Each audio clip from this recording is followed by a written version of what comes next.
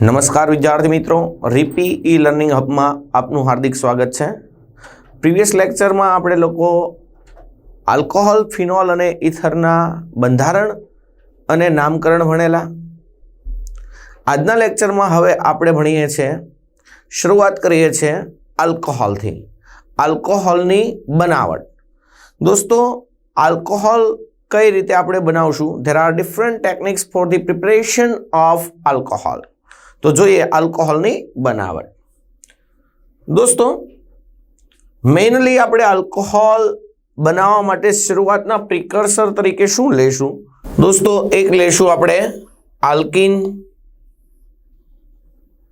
આલ્કીનમાંથી alcohol બનાવશું।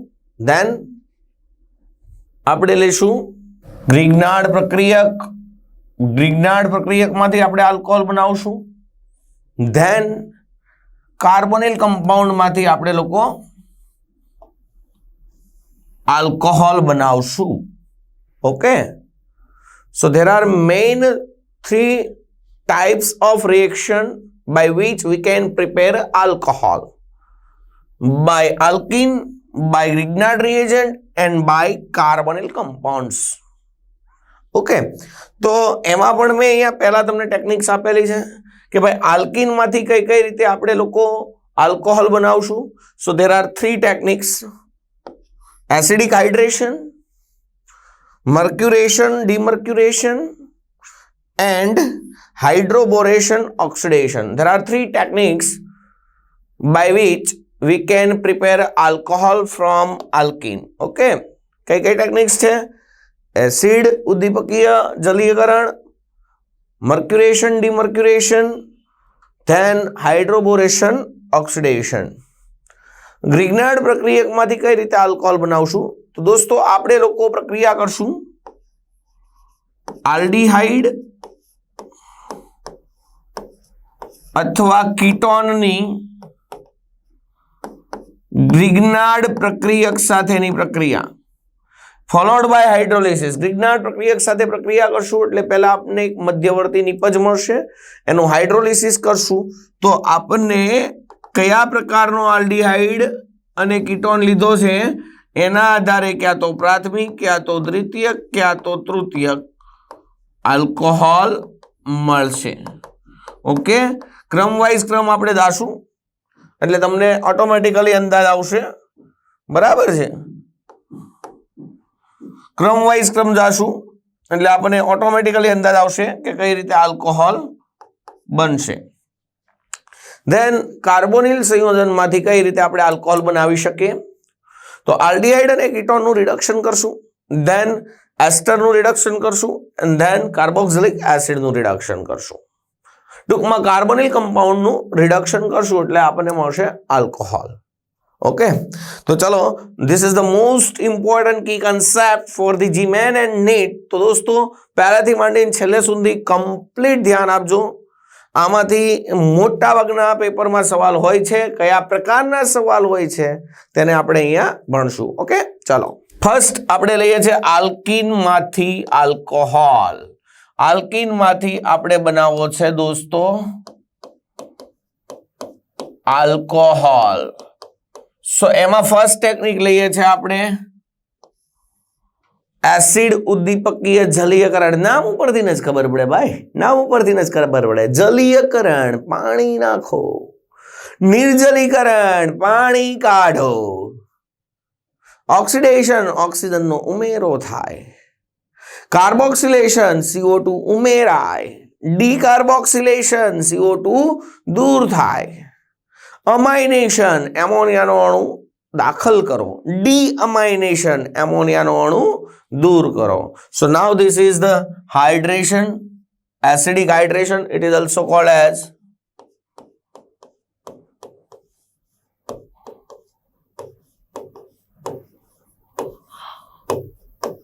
Acidic hydration.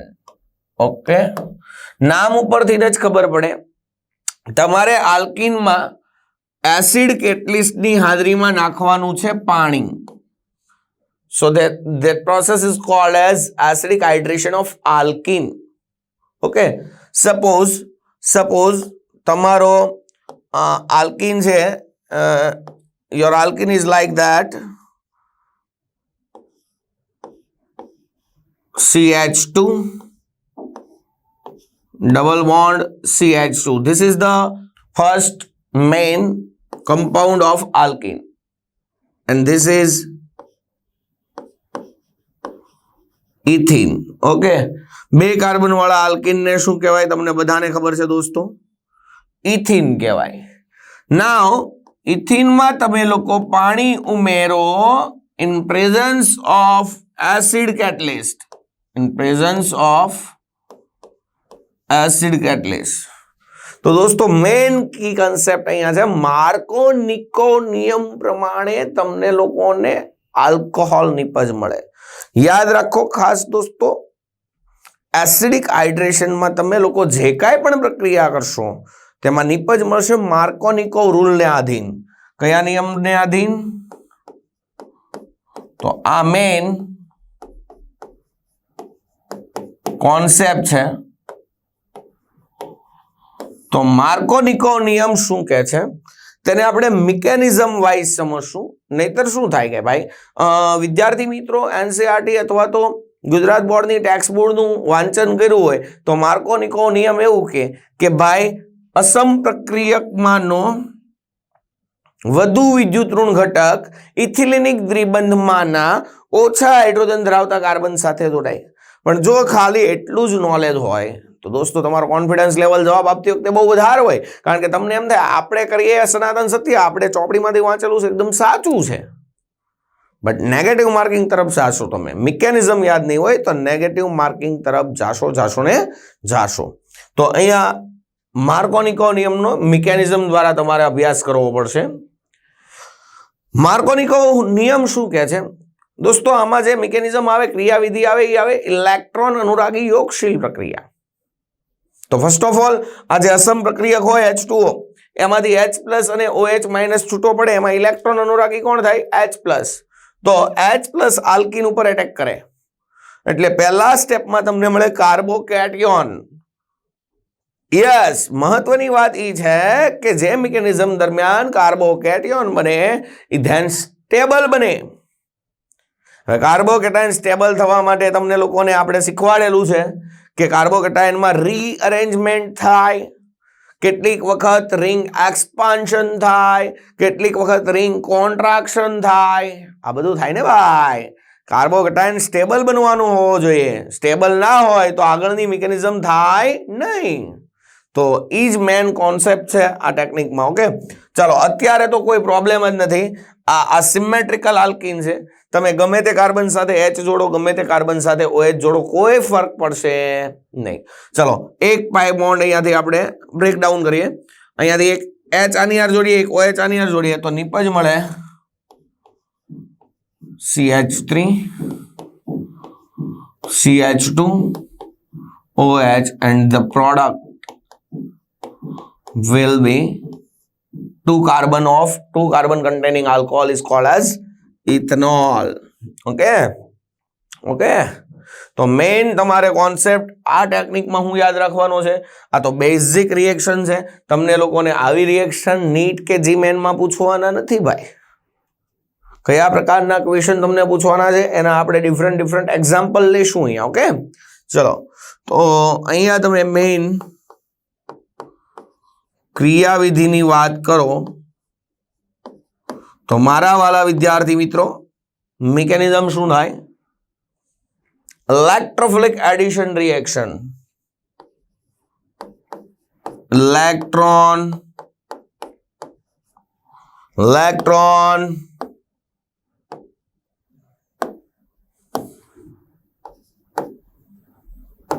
अनुरागी योगशील प्रक्रिया.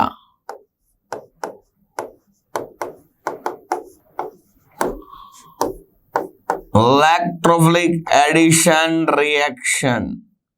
This is the main key concept of this reaction. Okay, एकदम crystal clear. एकदम crystal clear. જોજો ઉપરનો માળ ખુલ્લો રાખજો ભાઈ, કારણ કે એટલું આવડવાથી તમે નીટના કે જીમેનના સવાલ સોલ્વ નહીં કરી શકો. ડીપમાં જવાનું છે ભાઈ. સમજાય છે બધાને કમ્પ્લીટલી? ચાલો નેક્સ્ટ. હવે આપણે આની મિકેનિઝમ સમજીએ કે કઈ રીતે રિએક્શન થાય છે, કઈ રીતે રિએક્શન થાય છે. ઓકે ચાલો દોસ્તો, એકચ્યુઅલી શું હોય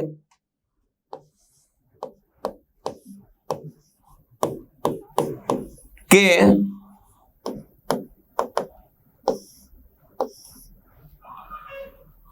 તમને બધાને ખબર છે કે H plus is highly unstable, મુક્ત પ્રોટોન અસ્તિત્વ ધરાવતો નથી. એટલે ફર્સ્ટ સ્ટેપમાં શું થશે ભાઈ, તો કે એસિડમાંનો H પ્લસ છે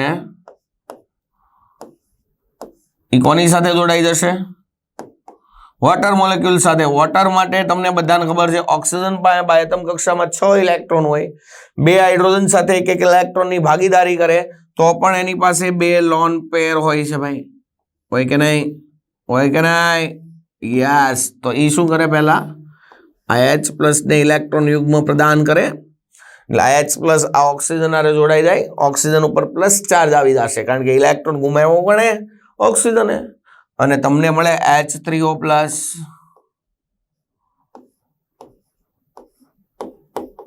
ઓકે, હવે H3O પ્લસ માં ઓક્સિજન ઉપર એક જ લોન પેર રહેશે અને એક લોન પેર એને હાઇડ્રોજનને આપી એટલે એના ઉપર પ્લસ ચાર્જ આવી જશે, હાઇડ્રોનિયમ આયન બનશે. કયો આયન બનશે? Hydronium ion. Okay next. ચાલો હવે તમને બધાને ખબર છે કે હાઇડ્રોજન ને ઓક્સિજનમાં વધુ વિદ્યુત ઋણ કોણ? ઓક્સિજન. તો ઓક્સિજન ઉપર પ્લસ ચાર્જ ના સંભવી શકે ભાઈ. વધુ વિદ્યુત ઋણ કોણ? હાઇડ્રોજન ને ઓક્સિજનમાં ઓક્સિજન. તો ઓક્સિજન ઉપર ઋણ ચાર્જ હોય તો એક વખત માન્યતામાં પણ લેવામાં આવે, પણ આ તો પ્લસ ચાર્જ છે. નહીં નહીં નહીં નહીં નહીં, તો એ પાછો H પ્લસ કોને આપી દેશે? આલ્કિનને. Suppose your alkene is like that, your alkene is ethene, okay, and these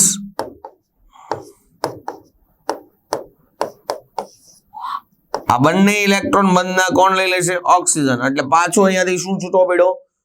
H plus. એ H પ્લસ છૂટો પડ્યો એને આ પાઈ ઇલેક્ટ્રોન મળશે ભાઈ. એટલે 2 પ્રોબેબિલિટી થશે કે આ તો આ H આ કાર્બન સાથે જોડાશે, કે આ તો આ H આ કાર્બન સાથે જોડાશે. અત્યારે તો સિમેટ્રિકલ આલ્કિન છે એટલે કોઈ પ્રોબ્લેમ નહીં પડે. H તમે આ કાર્બન સાથે જોડો તો CH3CH2+ બનશે, આ કાર્બન સાથે જોડો તો તે CH3CH2+ બનશે. એટલે કોઈ પ્રોબ્લેમ જ નથી પડવાનો. અત્યારે ફાઇનલી તમને મળશે CH3. ધારી લો કે આ હાઇડ્રોજન છે આ કાર્બન હારે જોડાણો તો ઇલેક્ટ્રોન ડેન્સિટી ઘટશે કોની પાસે? આ કાર્બન પાસે. CH2 આના ઉપર પ્લસ, આને કહેવાય ethyl carbocation. Ethyl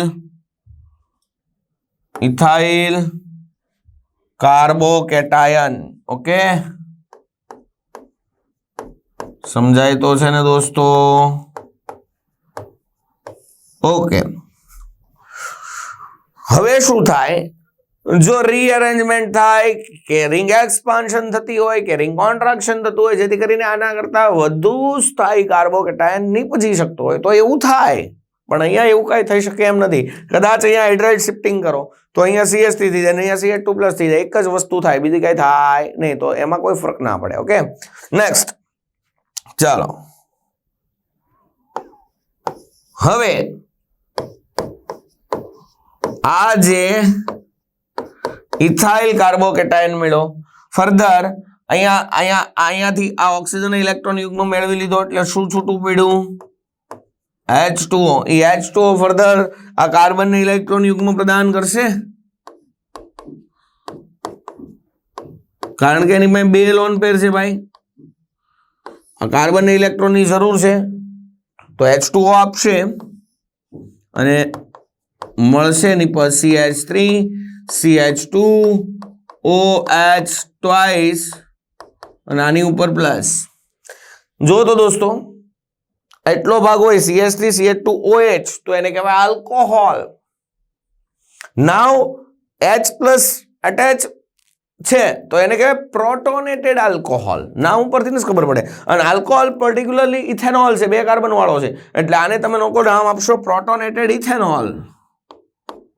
પ્રોટોનેટેડ ethanol. It is also called as ethyl oxonium ion. O ઉપર પ્લસ ચાર્જ હોય તો એને ઓક્ઝોનિયમ આયન કહેવાય. So it is ethyl oxonium ion. It is also called as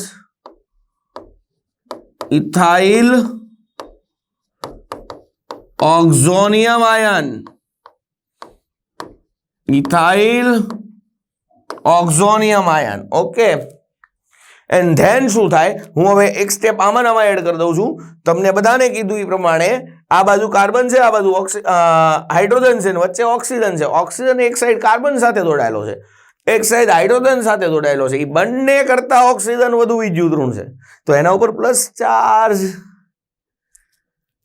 બસ થાય છે ભાઈ. એટલે તરત જ શું થાય, આ બંને ઇલેક્ટ્રોન હાઇડ્રોજન પાસેથી કોણ લઈ લે? ઓક્સિજન. અને આ H છે એને ફરીથી પાણી હારે જોડાય એટલે શું બની જાય? H3O+. ને આ મિકેનિઝમ આગળ ચાલ્યા કરે. સો અહીંયાથી આપણે ડિરેક્ટલી પાણી નાખશું અને H3O+ ને દૂર કરી દઈશું અને ફાઇનલી પ્રોડક્ટ બનાવશું alcohol CH3CH2OH. This is ethanol. Completely ખબર પડી બધાને? ચાલો હવે હું તમને હજી એવું કહેવા માંગુ છું કે આ ટાઈપના સિમ્પલ લેવલના ક્વેશ્ચન તમને લોકોને જીમેન નીટમાં નથી પૂછાવાના. તમને કંઈક ટ્વિસ્ટ કરશે ભાઈ, કંઈક ટ્વિસ્ટ કરશે. લેવલ છે ને ભાઈ, લેવલ પ્રમાણે ભણવાનું છે તમારે. ઓકે. બીજી એક વસ્તુ હંમેશા યાદ રાખો કે કોઈ પણ મિકેનિઝમમાં જ્યારે પણ એક કરતા વધુ તબક્કામાં પ્રક્રિયા થતી હોય એમાં જ્યારે પણ કાર્બોકેટાયન બનતો હોય એ તબક્કો હંમેશા ધીમો તબક્કો હોય અને કોઈ પ્રક્રિયાનો વેગ હંમેશા ધીમા તબક્કાને આધારે નક્કી થાય. તમે ભણ્યા છો કેમિકલ કાઇનેટિક્સમાં. So this is the rate determining step. આને કહેવાય વેગ નિર્ણાયક તબક્કો. કેવો તબક્કો? વેગ નિર્ણાયક તબક્કો. ઓકે, સમજાઈ ગયું બધાને કમ્પ્લીટલી? હે, નેક્સ્ટ આપણે એસિડિક હાઇડ્રેશનના કેટલાક સવાલ સોલ્વ કરશું ડિફરન્ટ વેરાયટીઝના. એટલે તમને લોકોને કોન્ફિડન્સ લેવલ બૂસ્ટ થાય અને તમે લોકો આ ટાઈપના કોઈ પણ સવાલ પૂછાય તો તમે સરળતાથી સોલ્વ કરી શકો. ચલો લેટ્સ સી. દોસ્તો અહીંયા ફાઇનલ પ્રોડક્ટ તમને કીધું છે કઈ મળે.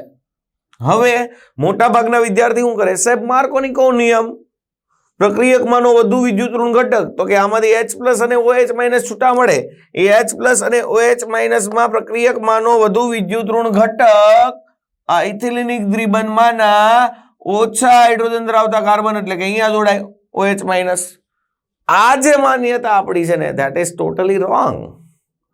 ઓકે, મિકેનિઝમને એપ્લાય કરો દોસ્તો, મિકેનિઝમ એપ્લાય કરો તો રાઈટ આન્સર મળે. તમને બધાને આવડે છે તો પછી થોડુંક મિકેનિઝમ એપ્લાય કરો.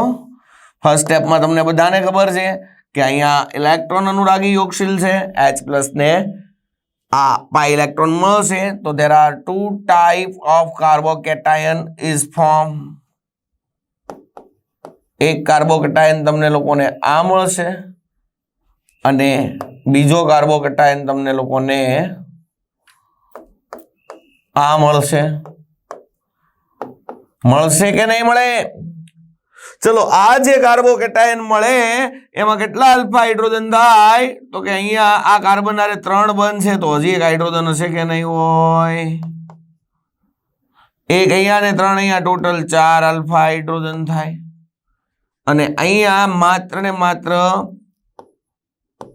એક જ આલ્ફા કાર્બન છે, ત્યાં 2 હાઇડ્રોજન છે એટલે અહીંયા 2 આલ્ફા હાઇડ્રોજન થાય. સો ઇટ ઇઝ અનસ્ટેબલ. અને જો અનસ્ટેબલ હોય તો એવા કાર્બોકેટાયન સાથે નેક્સ્ટ સ્ટેપમાં OH માઇનસ એટેક કરશે નહીં. It is stable compare to this compound. હજી આના કરતા વધુ સ્ટેબલ કમ્પાઉન્ડ તમને મળશે. કમ્પેરેટિવલી સ્ટેબલ કીધું, કમ્પેરેટિવ સ્ટેબલ. હજુ અહીંયા આલ્ફા કાર્બન ઉપરનો હાઇડ્રોજન છે દોસ્તો, એ હાઇડ્રોજન છે એને તમે આ ઇલેક્ટ્રોન લઈને આ કાર્બન ઉપર શિફ્ટ કરો, એને કહેવાય 1,2 હાઇડ્રાઇડ શિફ્ટિંગ. યસ, તો અહીંયા તમે શું કર્યું? H minus shifting. તો H માઇનસ શિફ્ટિંગ કરો અને પહેલા કરતા પણ વધુ સ્થાયી કાર્બોકેટાયન જનરેટ થાય. તો દોસ્તો એવું થાય અને પછી ન્યુક્લિયોફાઇલ એટેક કરે અને તમને નિપજ મળે. તો જો અહીંયા તમે અહીંયા હવે કઈ નિપજ મળશે? તો અહીંયા હવે આ પ્રકારનું સ્ટ્રક્ચર થઈ ગયું, એમી અને અહીંયાથી જાય plus. Now there are 3 alpha carbon. આ મિથાઇલના 3 હાઇડ્રોજન, આના 3 હાઇડ્રોજન ને આ આલ્ફા કાર્બનના 2. તો આ જે કમ્પાઉન્ડ મળ્યું એમાં 8 આલ્ફા હાઇડ્રોજન છે. અહીંયા કેટલા હતા? 4 કરતા પણ વધી ગયા, 8 થઈ ગયા. એટલે આ ખૂબ જ સ્ટેબલ થઈ ગયો. હવે અહીંયા કોઈ ટ્રાન્સફોર્મેશન થાય એવું છે નહીં, રીઅરેન્જમેન્ટ થાય એવું નથી. આ સ્ટેબલમાં સ્ટેબલ થઈ ગયો.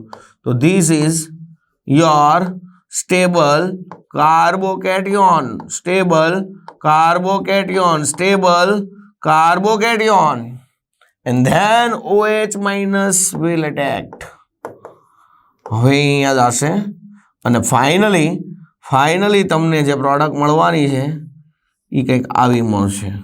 એમી અહીંયા આવશે OH. પડી ખબર?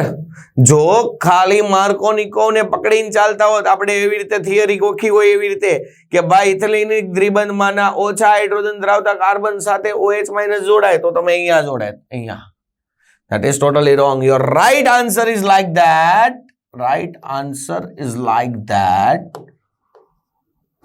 Okay, this is your right answer.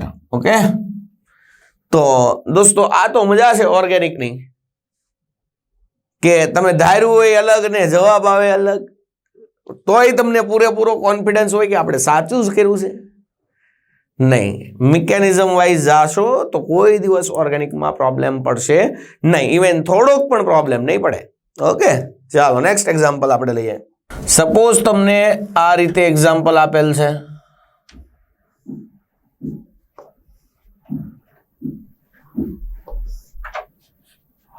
અને અહીંયા આપેલું છે H2O by H+. ઓકે, તો મોટા ભાગના વિદ્યાર્થીઓ मार्कोनिकोव रूल, साहेब तमे तो शिखवाड़ेलू मार्कोनिकोव रूल. अब ज्यादा इलेक्ट्रोनेगेटिव स्पीसीज होगा इसमें से वो जाएगा किधर?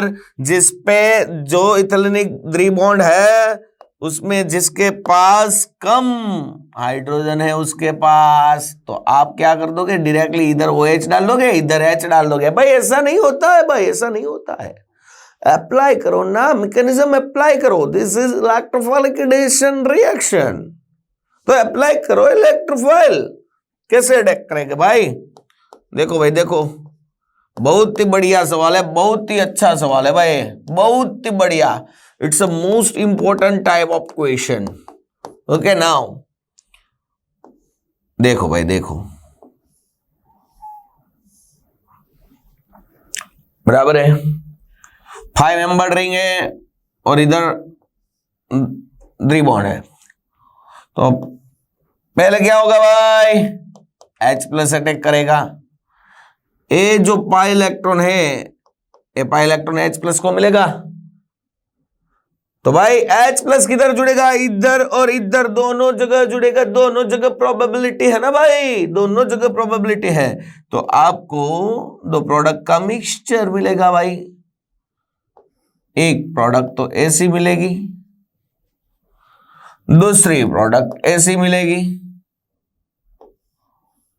मिलेगी या नहीं मिलेगी भाई? 100% मिलेगी। क्यों नहीं मिलेगी? अब देखो इधर क्या है, इधर एक ही अल्फा कार्बन है, इधर 1 2 और 3 अल्फा कार्बन है, तो कंपैरेटिवली क्या हुआ भाई? कंपैरेटिवली इधर 3 हाइड्रोजन, 2 और 2 टोटल 7 अल्फा हाइड्रोजन है जो हाइपर कॉन्जुगेशन करेगा, और इधर सिर्फ एक ही अल्फा हाइड्रोजन है, सो ये लेस स्टेबल होगा भाई, लेस स्टेबल होगा ना कंपैरेटिवली, इससे तो ये लेस स्टेबल होगा, तो कंपैरेटिवली ये ज्यादा स्टेबल है। तो एक तो क्या होगा भाई, अब इसमें कोई भी टाइप का रीअरेंजमेंट नहीं होगा क्योंकि 7 अल्फा हाइड्रोजन ऑलरेडी स्टेबल है। અહીંયાથી અલ્ફા હાઇડ્રોજન અહીંયા જાય તો અહીંયા પ્લસ થાય, સેકન્ડરી કાર્બોકેટાયન મળે, અહીંયાથી અલ્ફા હાઇડ્રોજન અહીંયા જાય તો અહીંયા પ્લસ થાય, સેકન્ડરી કાર્બોકેટાયન મળે, અહીંયા આ ઓલરેડી ટર્શરી કાર્બોકેટાયન છે કે જે કેવો છે? સ્થાયી છે। તો સિમ્પલી જોજો, now this carbocation is a sp2 hybridized. સ્ટીરિયોકેમિસ્ટ્રીને ધ્યાનમાં રાખો ભાઈ, બરાબર છે, sp2 હાઇબ્રિડાઇઝ્ડ છે, જેના કારણે આ એક જ સમતલમાં ત્રણેય સમૂહ હોય તો હવે નવો OH ક્યાં તો સમતલના ઉપરના ભાગમાંથી એટેક કરે ક્યાં તો નીચેના ભાગમાંથી। તો જો અહીંયા કોઈ બીજો સમૂહ હોય તો સ્ટીરિયોકેમિસ્ટ્રી છે એ બહુ અસર કરે, બરાબર છે। અત્યારે તો કોઈ પ્રોબ્લેમ નહીં આવે એટલે અત્યારે સીધું આપણે અહીંયા આમ કરી દઈએ તો ચાલે। હવે કોણ એટેક કરશે? OH માઇનસ ડિરેક્ટલી આ કાર્બન ઉપર એટેક કરો એટલે એક નિપજ તમને આવી મળશે, એક નિપજ આવી મળશે। ઓકે, એન્ડ સેકન્ડ, અહીંયાથી 5 મેમ્બરની રિંગની ઉપરના કાર્બન ઉપર પ્લસ ચાર્જ હોય તો દોસ્તો રિંગ એક્સપાન્ડ થાય, રિંગ એક્સપાન્શન કહેવાય ને। 6 મેમ્બરની રિંગ બને। રિંગ એક્સપાન્શન ક્યારે થાય? 4 મેમ્બરની રિંગની ઉપરના કાર્બન ઉપર પ્લસ હોય ત્યારે રિંગ એક્સપાન્શન થાય, અને 5 મેમ્બરની રિંગના ઉપરના કાર્બન ઉપર પ્લસ ચાર્જ હોય ત્યારે રિંગ એક્સપાન્શન થાય। તો આ બંને ઇલેક્ટ્રોન આ કાર્બન લઈ લે અને આ કાર્બનને આપશે એટલે ઓવરઓલ આ કાર્બન ન્યુટ્રલ થઈ જશે અને આ કાર્બન પ્લસ થઈ જશે।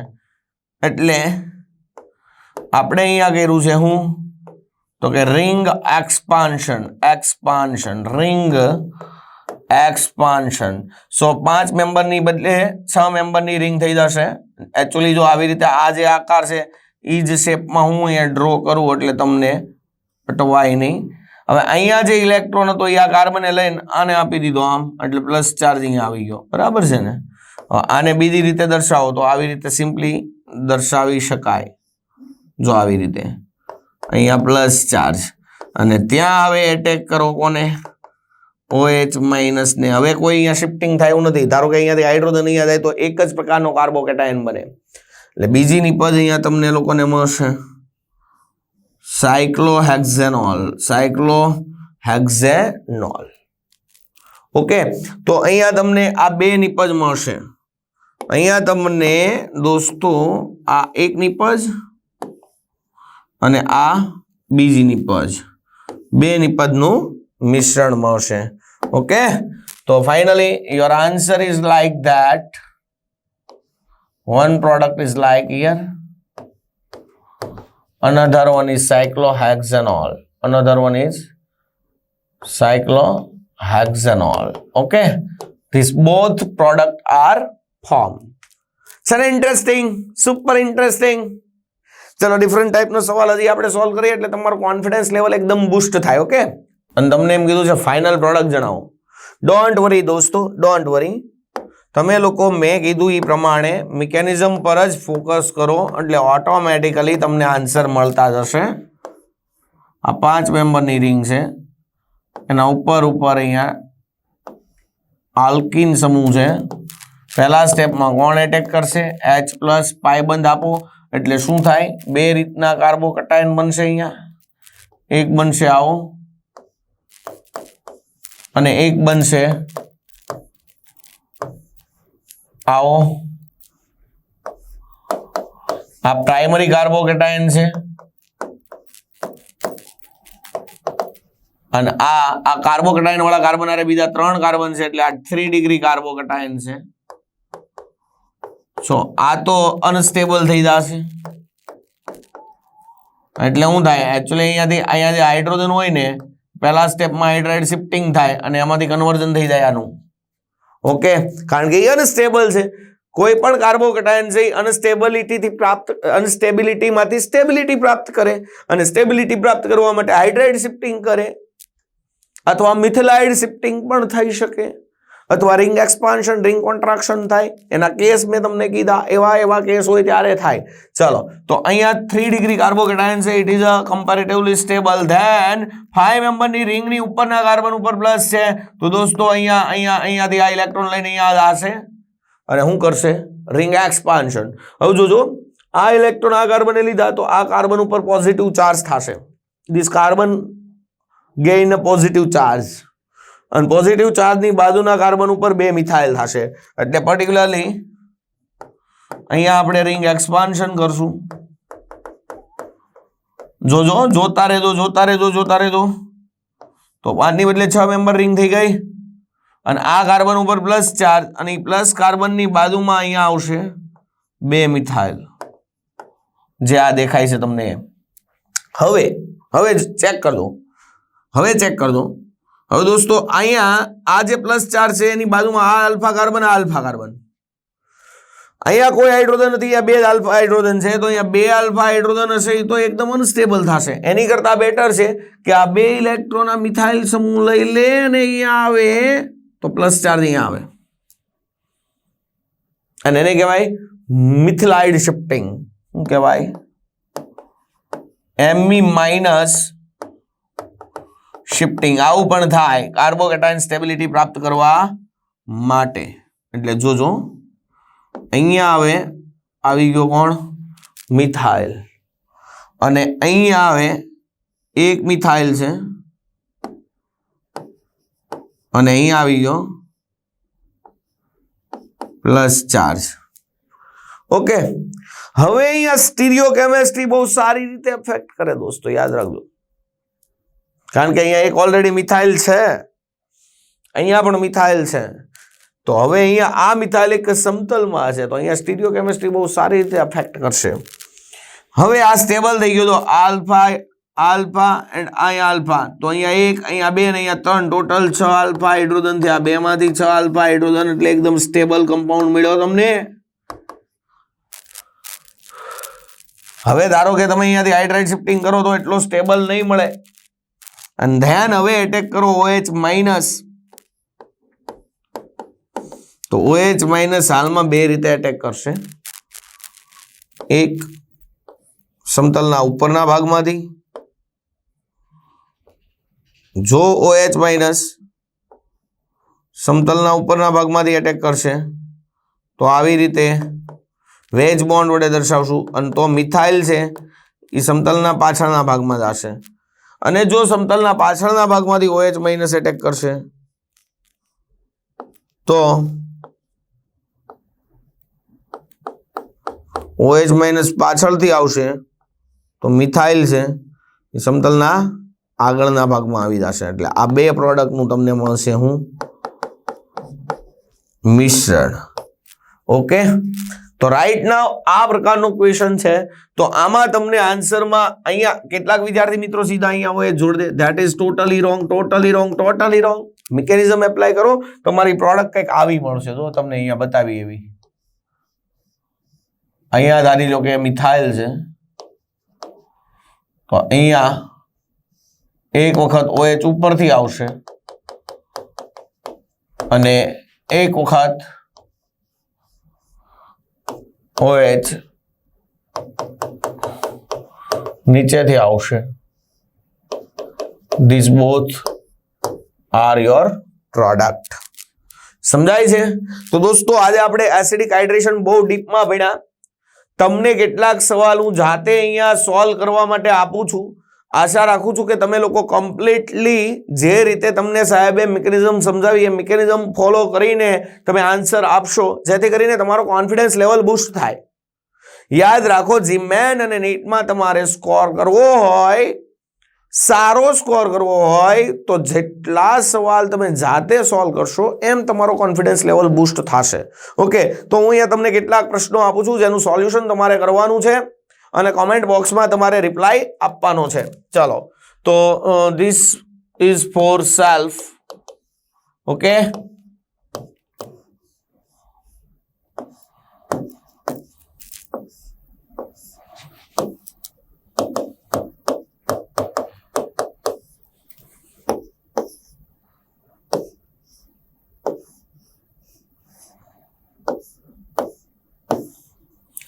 યાદ રાખજો દોસ્તો, 6 મેમ્બરની રિંગ ઉપર પ્લસ હોય તો કોન્ટ્રાક્શન કે એક્સપાન્શન ન થાય. 6 મેમ્બરની રિંગની ઉપરના કાર્બન ઉપર પ્લસ ચાર્જ હોય તોય તે એક્સપાન્શન થાય નહીં.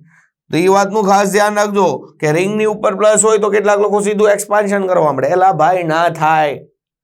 4 મેમ્બરની રિંગની ઉપરના કાર્બન ઉપર પ્લસ હોય તો એક્સપાન્શન થાય, 5 વાળી રિંગ બને. 5 વાળાની ઉપરના કાર્બન ઉપર પ્લસ હોય તો એક્સપાન્શન થાય, 6 વાળી રિંગ બને.